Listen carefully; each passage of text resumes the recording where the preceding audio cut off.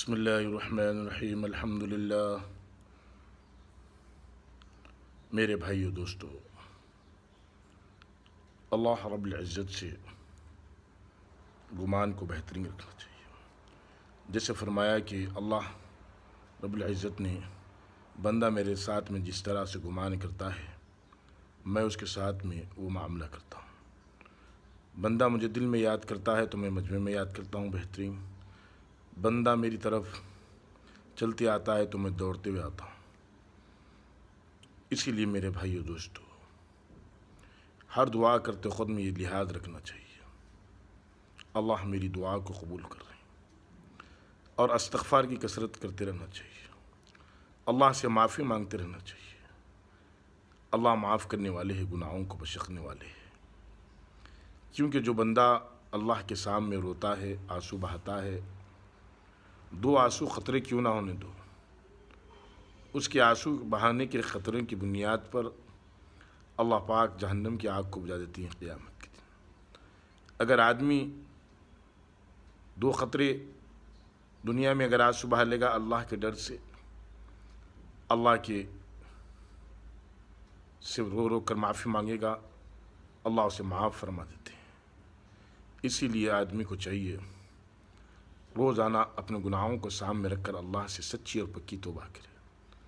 معلوم نہیں کب موت کا وقت آ جائے۔ جیسے حکیم لقمان کے قول ہے کہ بیٹے گناہ کرے تو یہ سوچ کر کرو کہ مجھے توبہ کا موقع نہ ملے گا، نیکی میں دیری مت کرو یہ سوچ کر کہ پھر نیکی کرنے کا موقع نہ ملے۔ واقع میرے بھائیو دوستو، آج موت اس طریقے سے کھڑی جیسے اللہ کے نبی صلی اللہ علیہ وسلم نے فرمایا، نماز میں ایک سلام پھیرے تک دوسرے سلام پھیرنے تک کا موت کا بھروسہ نہیں۔ موت کبھی بھی آ سکتی۔ دنیا کے اندر رہ کر اللہ رب العزت نے ایک اعمال کا میدان دیا، اس میدان کو آدمی اپنے لیے تیار کرنا چاہیے۔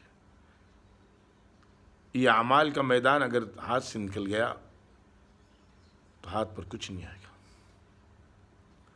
اسی لیے اللہ کے سامنے روزانہ ہاتھ پھیلاؤ۔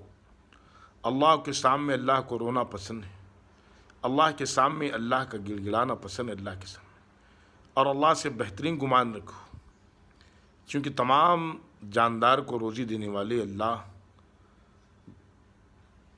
دنیا میں جتنی جاندار ہے سب کی روزی اللہ پاک برابر اسے وقت پر پہنچا دیتے ہیں۔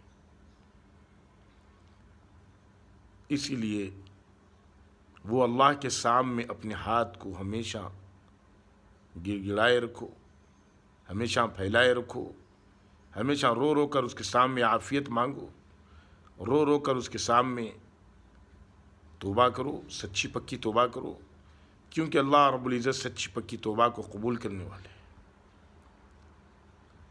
اسی لیے ہم ہمیشہ استغفار کی کثرت کرتے رہے۔ اتنے گناہ ہم سے ہوگی ہم خود نہیں جانتے، جانی انجانے میں، لیکن اللہ سب کو معاف کر دینے والے ہیں۔